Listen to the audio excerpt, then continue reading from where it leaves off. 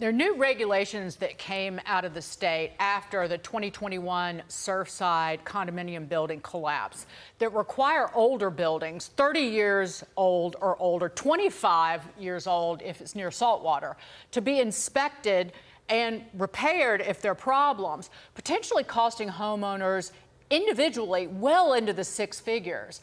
The high cost, also you got to set aside a pool of money for future repairs, causing homeowners association fees every month to just skyrocket.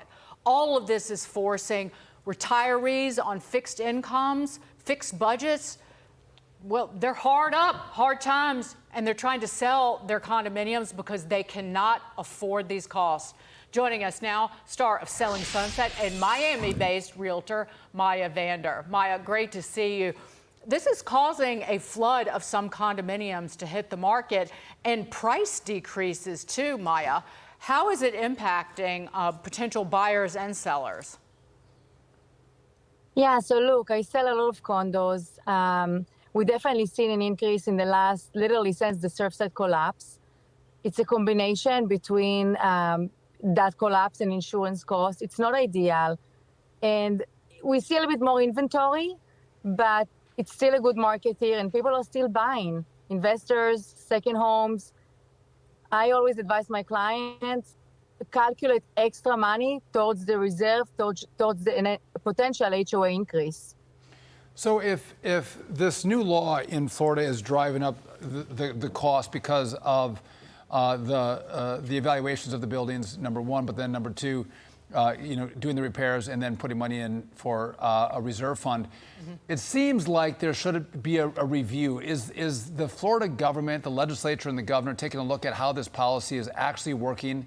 And if it's costing, older homeowners on fixed incomes, their condos, are they going to reevaluate how this is being implemented and its impact on Floridians?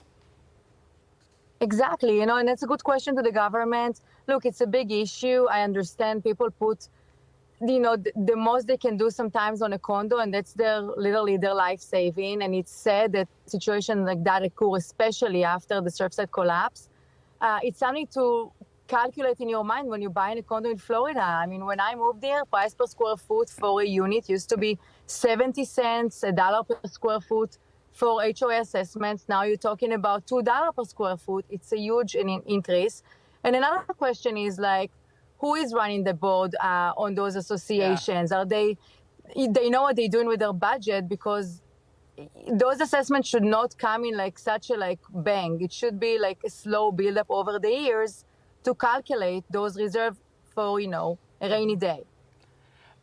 Maya, that was my point that I was making yesterday. The way that this law was implemented, it was put in place. It wasn't staggered based on, say, starting with buildings that were, by age, the oldest buildings first. It's all happening at once.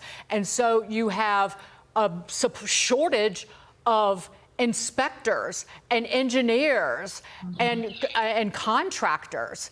And it's a nightmare if you want to get anything done to a building.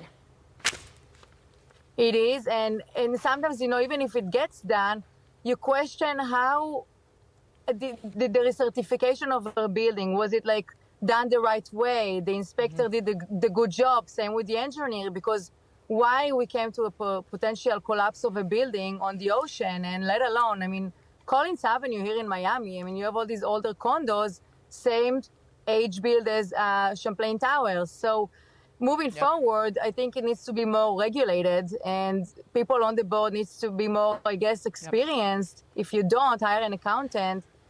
And same with what's going on behind the scenes. Florida gets a lot of things right, maybe got this one wrong. A lot of people want to move in. Maya, thanks for being with us.